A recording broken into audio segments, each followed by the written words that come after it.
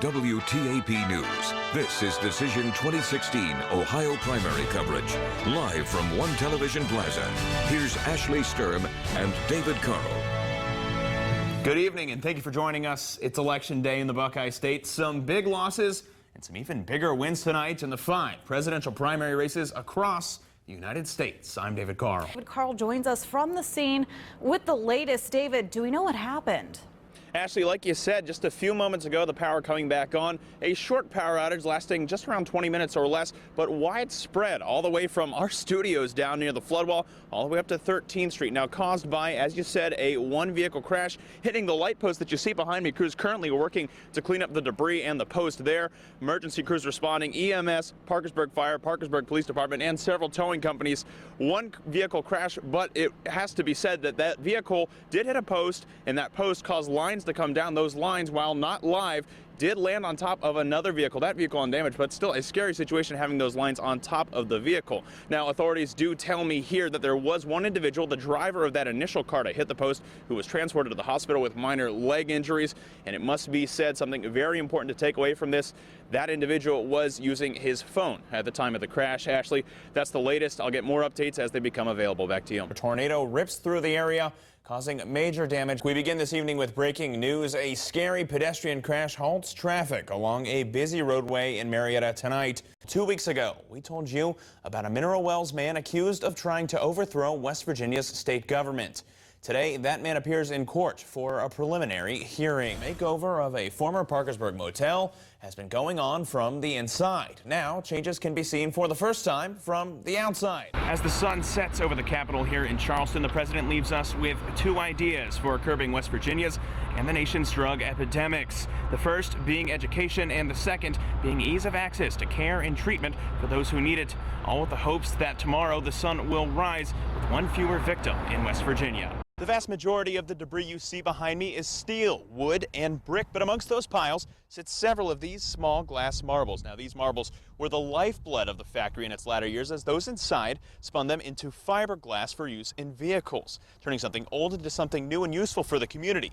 Not at all unlike what's going on here in Vienna. Rachel, tonight City Attorney Joe Santer moves from one side of the council chamber to the other, from that city attorney's chair to that of the mayor. Now, this could be the only meeting that Santer sits in that mayor's chair, or he could be back in 2 weeks and beyond. Really tough to tell at this point. Another shooting on a college campus, this time not at a major university, but at a small college. And it raises the question, how safe are the several small colleges in our area? The long-anticipated opening day for Star Wars: The Force Awakens is finally here. The film's already amassed more than $100 million in advance ticket sales and is expected to have a huge, potentially record-breaking opening weekend. Our Katie Wilson joins us live from the Grand Central Mall, where showtimes are set for this evening. She's got a lot more. Katie, what can you tell us? Please note that there is a strict no dress-up policy. David, that means no Yoda costume for you. Back to you. All right, Chewbacca it is. Katie Wilson live in Vienna tonight. May the Force be with you.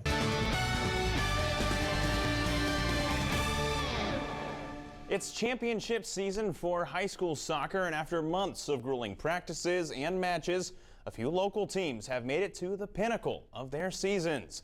We begin with PHS, the Lady Big Reds taking on University High School for all the marbles tonight.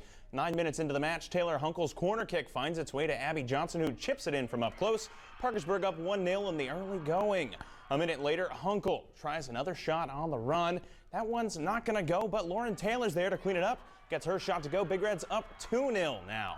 Second half, we move forward. Haley Hill sets up the cutting Johnson. She nails the shot for her second goal of the evening. 3-0 PHS in the second half. Then with just under 4 minutes to play, Hunkel has a direct kick. She gets it through. Big Reds with a 4-0 lead. They go on to win this one by a 4-1 final.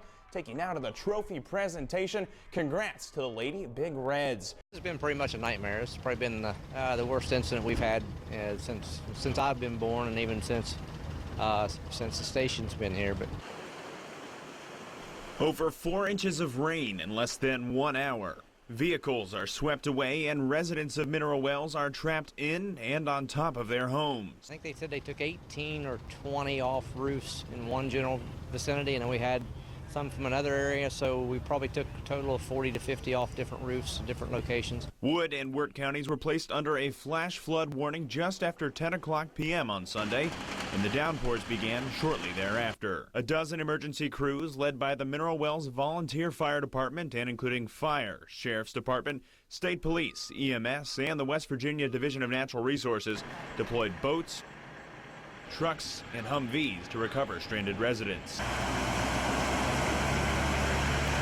I know there's a lot of houses that were up to the windows or farther. Lots of cars were washed up against trees and ditches, culverts. I do know though of at least 2 or 3 bridges in the county that's been washed away or in the Mineral Wells area that I contacted Department of Highways and they're already aware of that. So.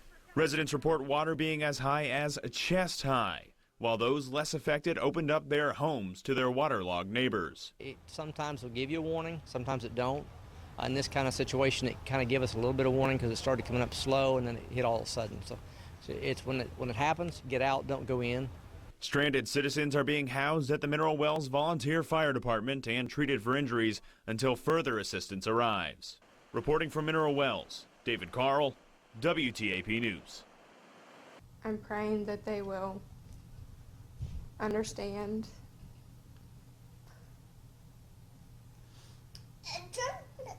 The pain that they're causing. Brantley Poling is 3 years old. He's an incredibly intelligent, albeit shy, little boy. Brantley was born with a spinal defect called spina bifida that leaves him paralyzed from the waist down. He's been in a wheelchair for as long as he's been able to wheel himself around. He's grown attached to it, even given it a nickname, Buckle. On Sunday morning, Buckle went missing.